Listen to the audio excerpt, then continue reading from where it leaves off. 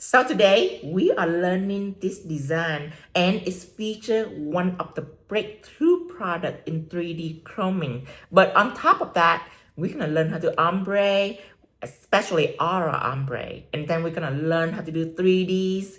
Take a look.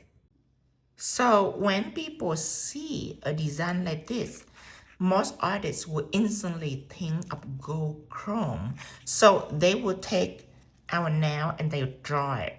And then they end up with something like this. Even if they use a little bit of the embossed gel, it is not the same vibe, okay?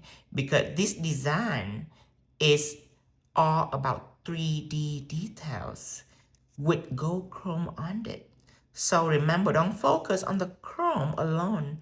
Focus on the detail. See, it's 3Ds. Okay, so I am going to show you how to make this without you having to be a nail art master or anything like that. I'm going to show you the easy way to make it. So first, I am going to use Tiffany blue. It's a very pretty colors. And the brush that I'm using will be a oval brush. Okay. And I am going to apply on here. And you can use whatever color you want. But remember that this design, beside the 3D texture, is beautiful because of the colors. So if you don't have these colors, then you might want to rethink about it. Cure this, 60 seconds. Oh, and it's smooth by itself too, just so you know. Very smooth. Now, let's do your ombre. So I use my ombre pattern sponge because it has very fine pour that allow you to make very smooth ombre. Okay, the tool is in there for you too. It's available in my shop at Tino shop. So that's ombre pattern sponge. So let's do an ombre. Usually I will use ombre pattern gel to start out, but I'm gonna use light pink one stroke liners because I don't have this color tone and I really love this color tone. And remember, it's beautiful because of the color. And one stroke liner is very opaque, making it suitable for making ombre. So I'm gonna take out an oval brush and I am going to apply just a little bit of it right on here. Now, the reason why I apply a little bit, because if you don't have enough, you can do it again. See? And that making it flawless, because if you apply a lot, you might end up with a hot mess. And when you end up with a hot mess, there is no turning back, honey. Isn't that beautiful? Now you want to cure this, okay? And that is for press-on artists. For nail tech, if you do 10 fingers, you should do on the left hand. And then you put the left hand in the machine and you pick up the right hand and you do it. And when you're done with the right hand, then you put the right hand in the machine and then there's a left hand, take it out. So you switch hand. But press-on artists, I recommend using a flash cure. Because you don't have a client for you to, for her to help you put in her nails into the machine. You have to hold it and do it yourself. So flash cure will be good rather than put it in and out the machine. So it depends on what you do. See, I just add more. That way, it's come out exactly like how I want it. In moderation, remember, if your design is messy, it's not because you don't have skill. It's because you apply too much. It's not in moderation, so it's going to be sloppy and messy. See? Easy at that. Here. 1, 2, 3. This seashell lamb is out of stock, but I'm having it made, and it's going to come back in stock in about a month. Okay, again, apply. Just like that.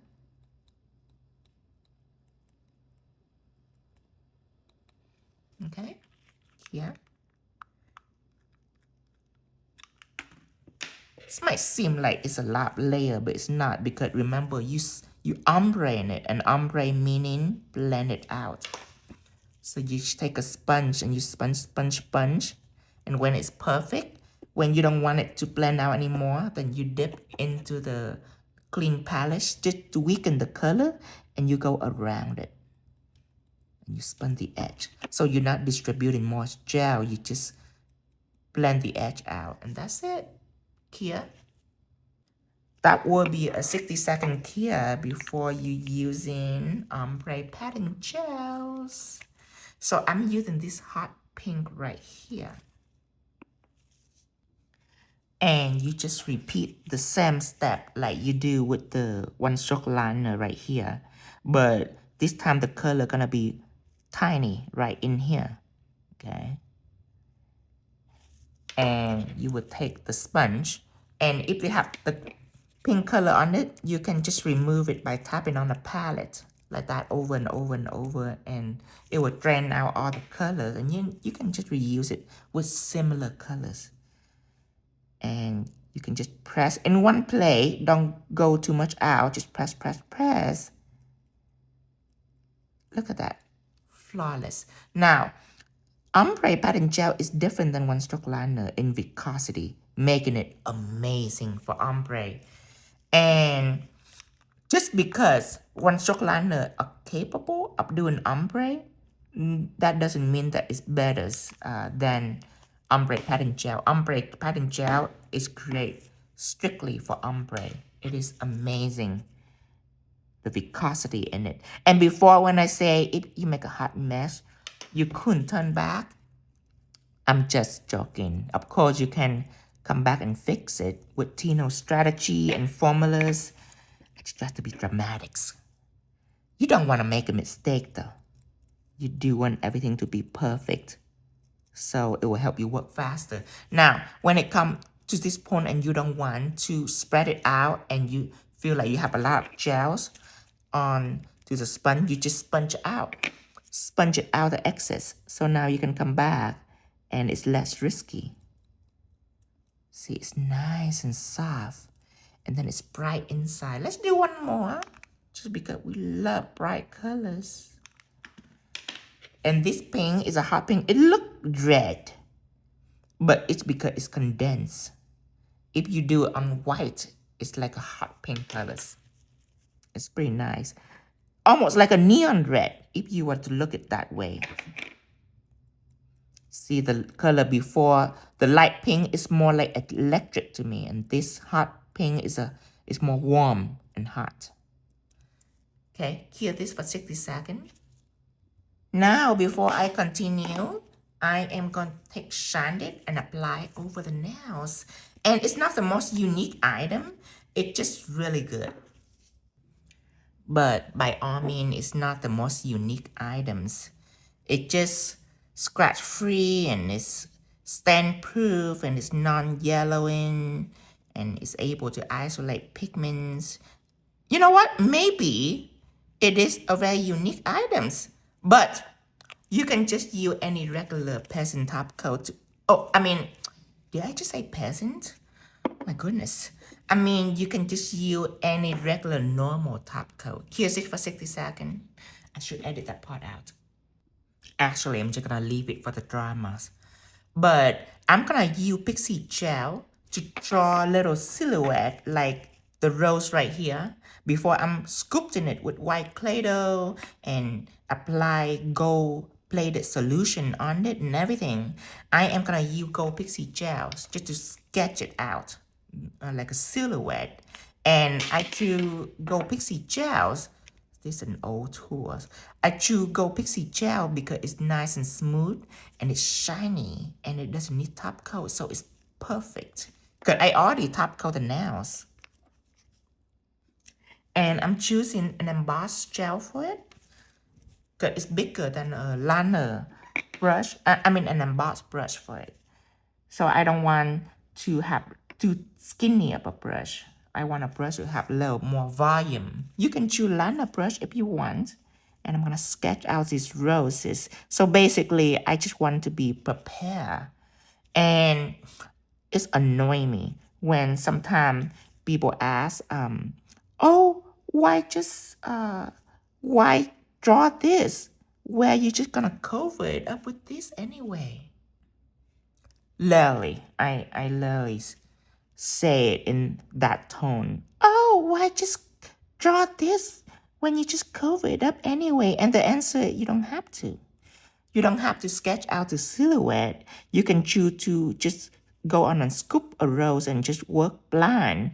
But remember that this is Tino way, and I developed this way to help people who don't know how to do nail art to be able to produce Tino work. And this masterpiece, that is not hard at all. It's actually very easy for me because of the certain thing that I do. So if you want to skip that step, if you're capable of skipping it, you're more than welcome to. But remember that if you are missing, if you are like not being able to produce one of the masterpiece and you wonder why, it's because you're missing certain step. So remember, a silhouette is designed to make your life easy. You just draw it out, and now you have some sense of direction. You know what the leaf is, you know what the rose is. I am gonna take liner brush this time, 10mm liner, because I need to make these little swirl right here. Just little extras. Like that, a little bit here, and then you're done. Hear this? Oh, I should write a book. Okay, now. Okay, when it comes to the rose, you take out white Claydoh. You're gonna take a spatula and you're gonna pick up a little bit of Claydoh and you roll it into a bead. You don't even have to be perfect. And then I would like to put it in on top of a silicone stamper because it's super non-stick. These gel are non-stick, but if you let it lay on the surface for about like 30 minutes or so, then it might settle a little bit. So I just love this surface right here because it's silicone surface. Now, apply and flatten it out. That is your first mission. And be gentle. Be very gentle because that is a key to control and accuracy. If you're too rough on it, then it might not work in your favor. So be very gentle about it, like a lady. Even if you're a man, be a lady about it, okay? Dropping this piece right here. Okay. Now, you're gonna press it out. Just remember, like that, because you're making nail art. You're not building a boat. So be very gentle in repetition. Just tap, tap, tap. If you are like shoving it with your hand, it might peel up. It might peel up just because it's non-stick. So I just want to warn you that you gotta be patient. See? Then it will work in your favor. That's all. Just follow every step in order. Easy so far, right? Now let's sculpt it. So you are going to carve these roses. Don't panic. Do as I say. Take out a Claydoh knife. Okay. It's like $2 in my shop. So this is a Claydoh knife and I am gonna start carving it. Let me zoom it in. Press gently like that and slice it out like that. Okay. Again, press gently and slice it out. So we're gonna cut it into pieces.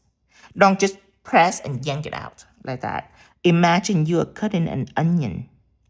Okay, you don't just press and pour, you just slice it. Slice it like an onion. Okay, you want that. And let's do it to all of it like that.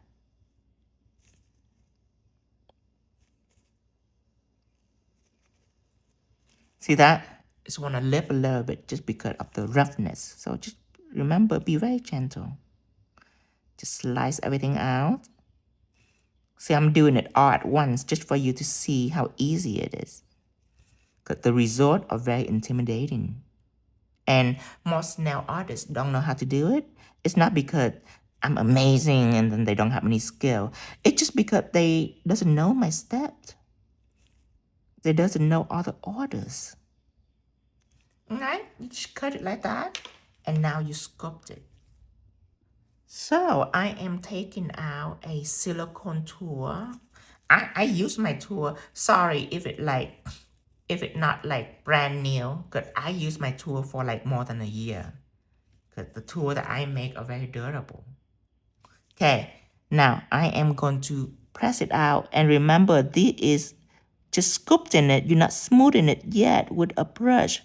So if it's not smooth, don't just stay there and finesse with it. You just move on.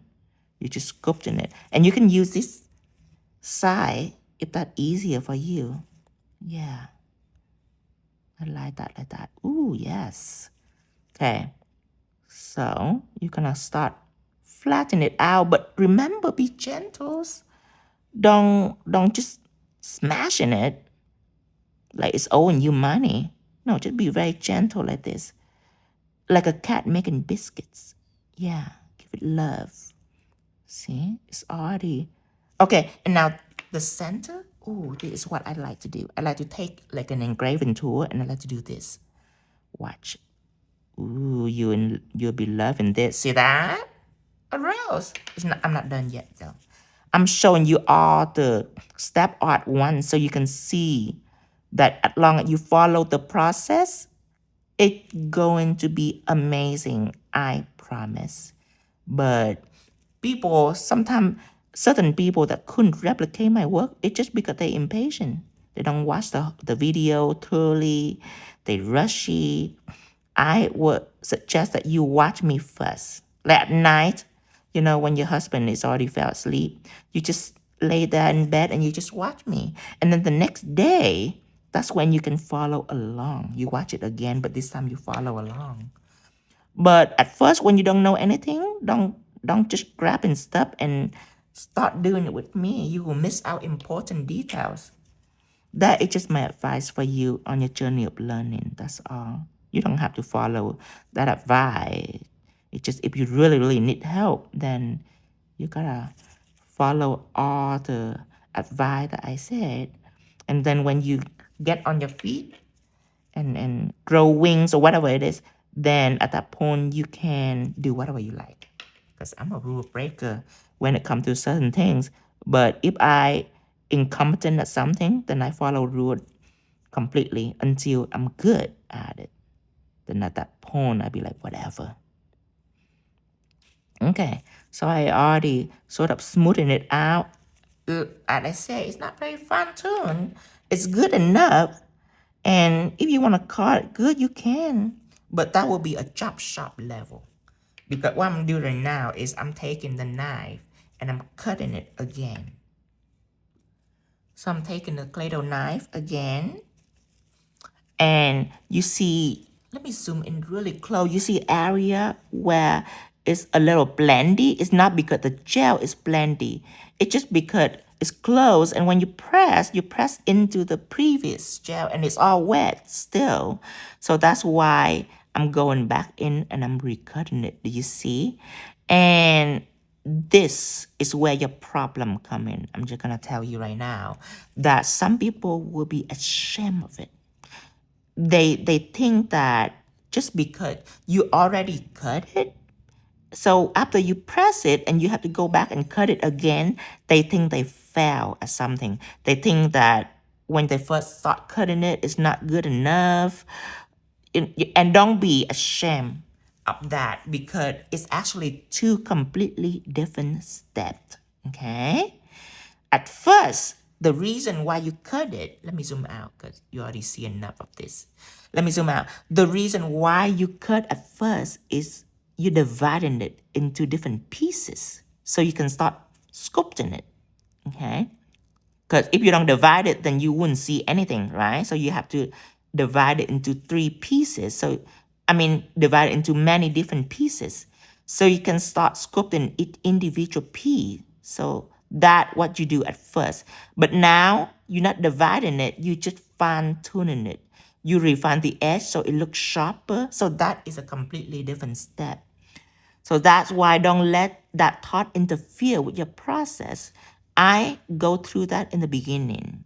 In the beginning, I wasn't clear of my step. So when I have to do it again, I'd be like, well, am I doing something wrong? Am I not pressing it enough or something? No, it's not because of that. It's just two completely different steps. Just the same tool in the same area. All right, now it's good enough, but I like to push it just a little more.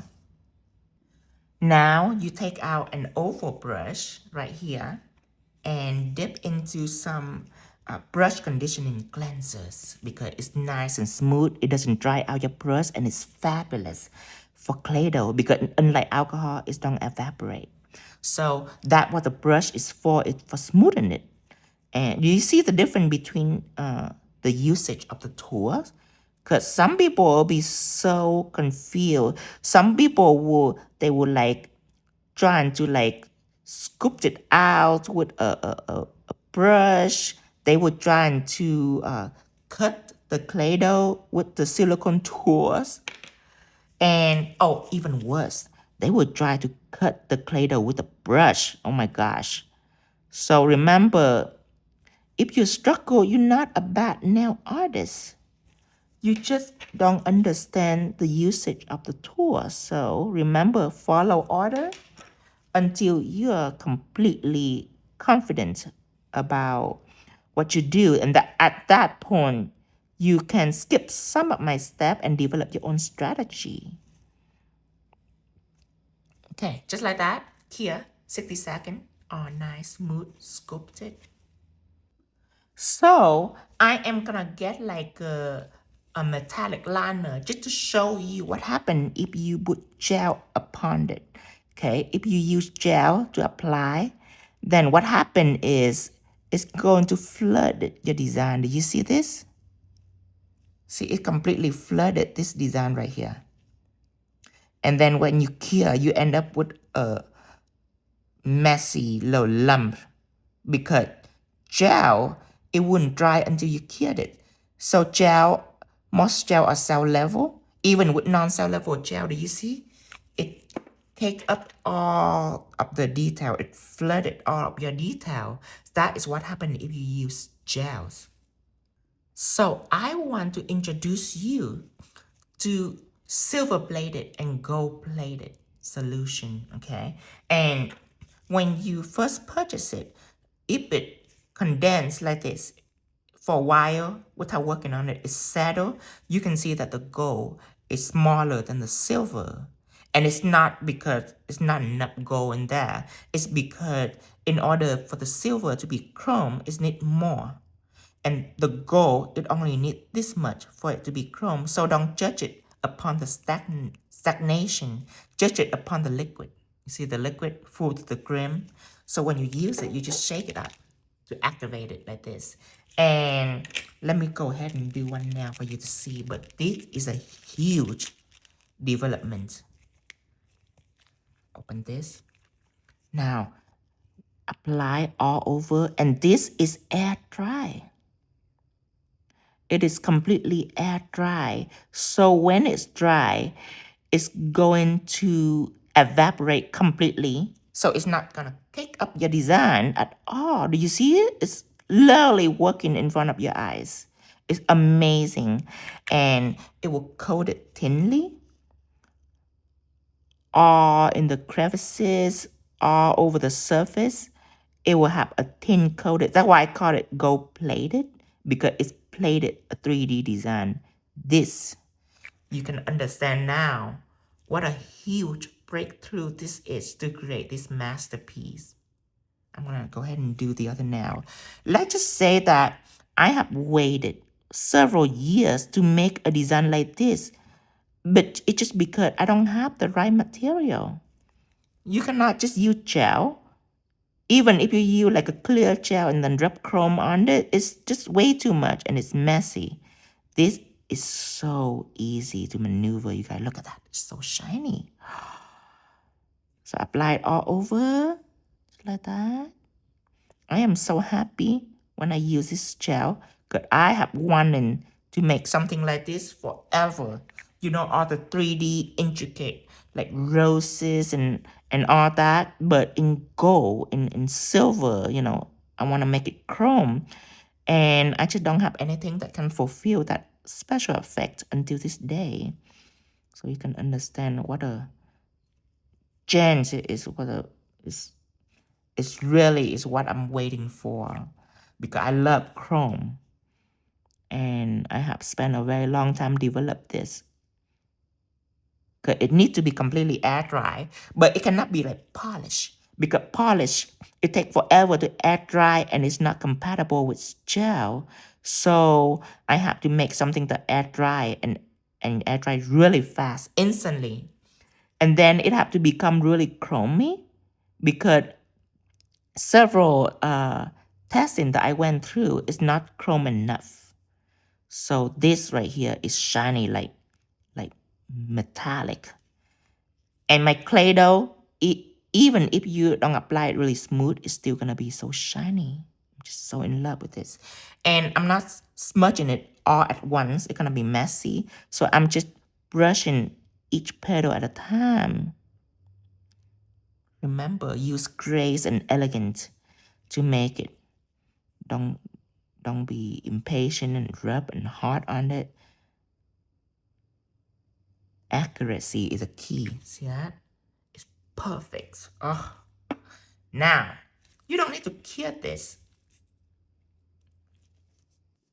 This is extra. I am using clear texture gels, and then I am using the assorted caviar bead and autumn crystal. Anything that are solid gold is called autumn. So you can search it on the search bar in my shop, and it comes in all shape and sizes. But I apply just a little bit on the leaf, and then I put some crystal and some bead on it, just to be extra.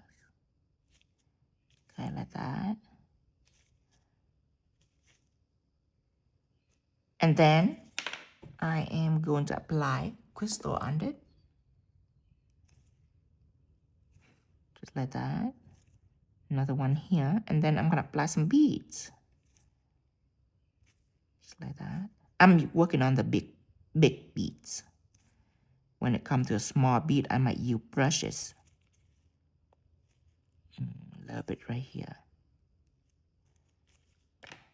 Use some brushes for small bead. Big bead are heavy, so that's why I use the tools.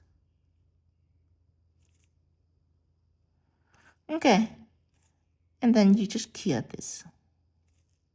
A little extra. Cure this.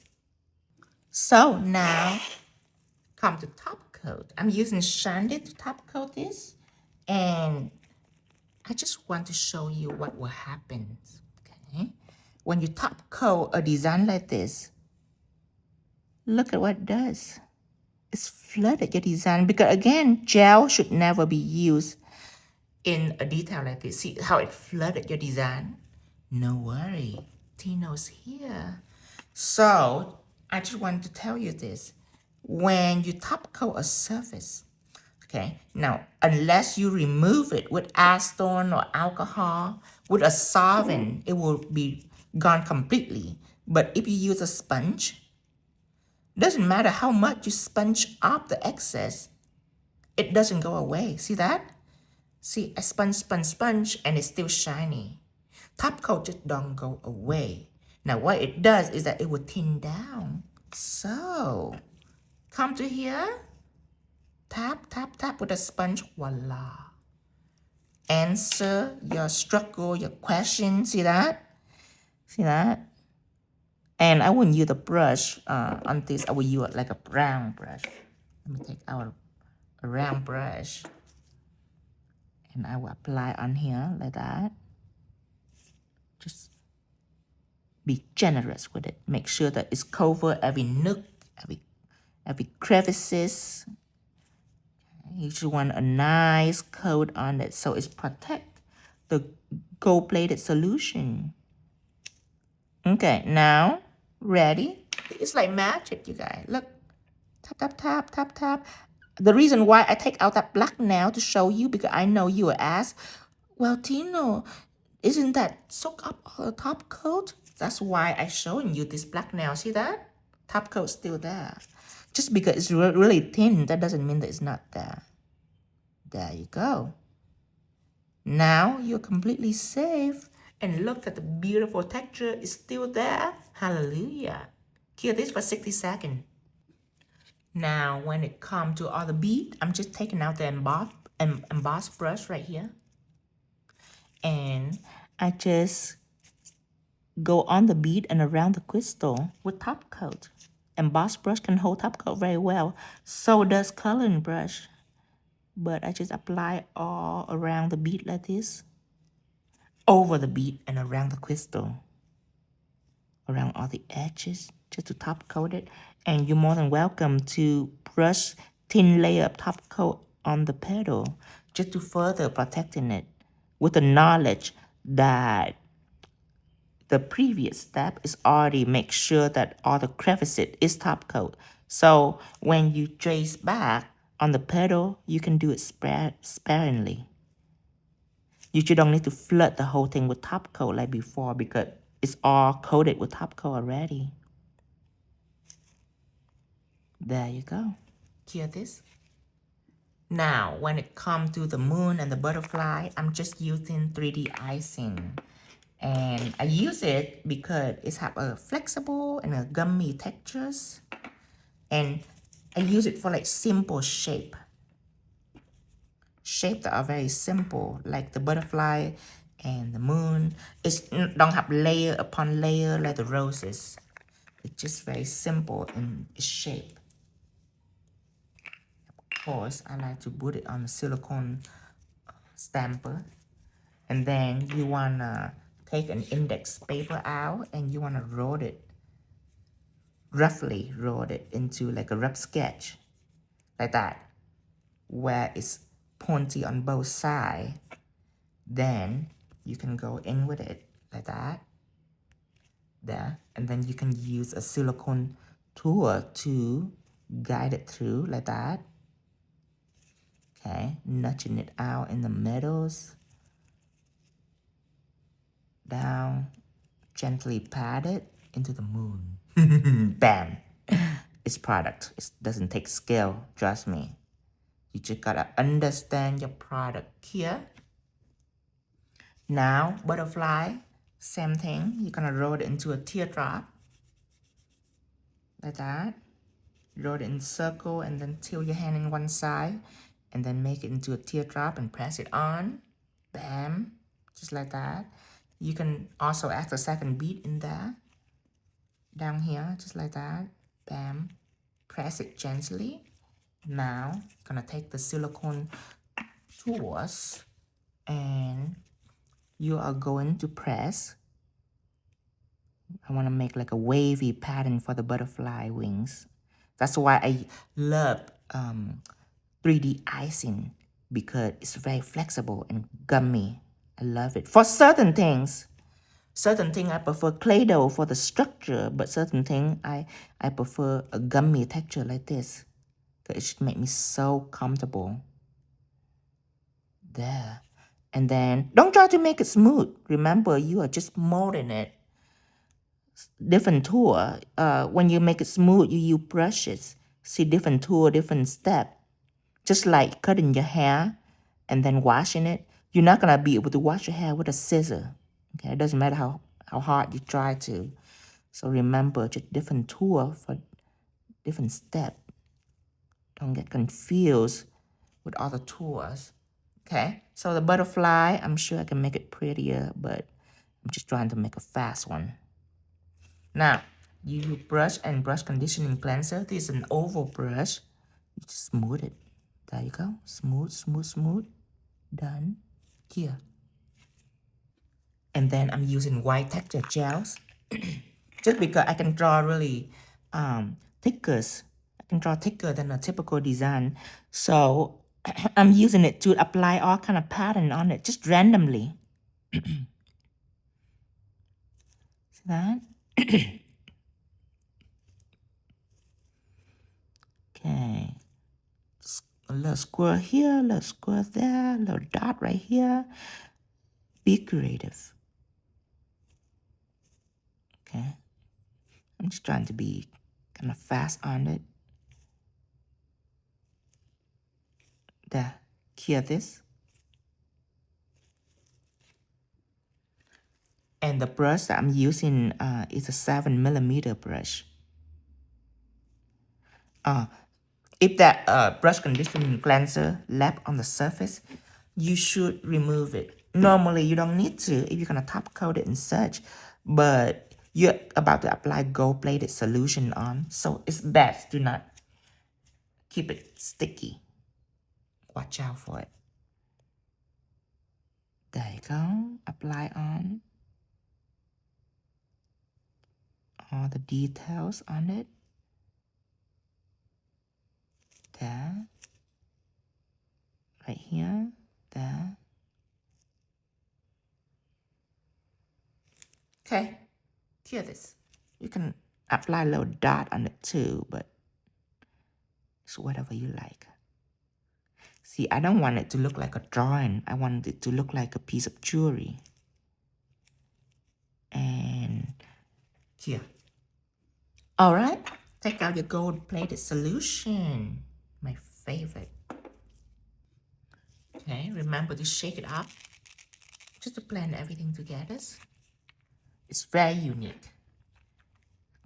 Okay, now apply on the surface. Not too much that it's gonna drip down. It's very thin, so be careful when it's near the bottom like this. Be gentle so you can reach a certain accuracy. There you go. When you're gentle, you become focused. When you're rough, that's when people lose focus. They just close their eye and apply it. And then they cry, oh, Tino is so good and I can never get as good. No, you can. As long as you follow orders, you can. See, nothing I do here is hard. I'm literally speaking why I'm doing it. That's hard. It's to teach why you're doing it. That's hard. But when you just do now, that's not hard at all. You just have to follow all the steps just right. And be very gentle. Okay.